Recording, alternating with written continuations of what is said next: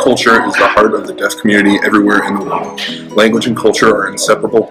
They are intertwined and passed down through generations of deaf people. The deaf community is not based on geographic proximity like Chinatown or the Italian district, for example. History in deaf culture. In 1817, the first American deaf school was founded, and it was called Gallaudet University. And between 1843 and 1912, more than 30 schools for the deaf were established by deaf and hearing students from American School for the Deaf and the Gallaudet College, including schools in Indiana, Tennessee, North Carolina, Illinois, Georgia, South Carolina, and Arkansas.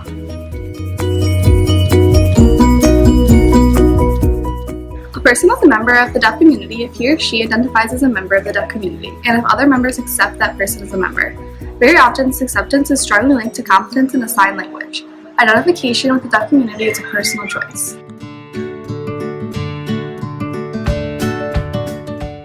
Switch of Birth is an ABC Family TV show, which is the first TV show to feature several deaf actors and characters in entire scenes shot using only ASL, which is American Sign Language. There are many deaf and hard of hearing characters, and they're portrayed by deaf and hard of hearing actresses, including Katie Leclerc, Sean Birdie, Marlee Matlin, and Ryan Lee. The show also brings up many aspects of deaf culture. For example, it shows technology like a light flashing for the doorbell, a hearing person shouting at someone who is hard of hearing, how deaf people do not view themselves as handicapped or needing to be fixed or helped, while hearing people community do, with the topic of a cochlear implant. And it also shows how students attend a school for the deaf. There is a Deaf Awareness Week that is celebrated annually the last full week of September, Monday through Sunday, and it's celebrated internationally. The purpose of Deaf Awareness Week is to increase public awareness of deaf issues, people, and culture. Activities and events throughout the Deaf Awareness Week encourage individuals to come together as a community for both educational events and celebrations.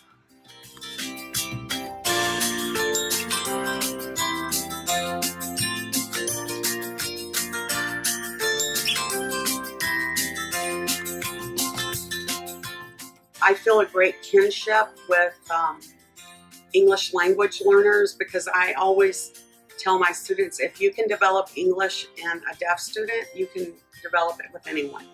Because we use the same tactics. We have the same issues, except our students can't hear on top of the other issues, but they just don't have exposure to the main language.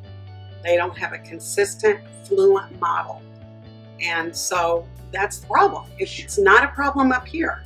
I mean, although of course, you know, we also have our group that has additional disabilities. So, you know, there may be intellectual problems, behavior, whatever, but for the most part, we're talking about people with normal intelligence that just have not developed language yet. I fell into deaf education kind of by default because of my grandparents. My mother is a CODA, who's a child of deaf adults. She's the only child, so her first language was sign.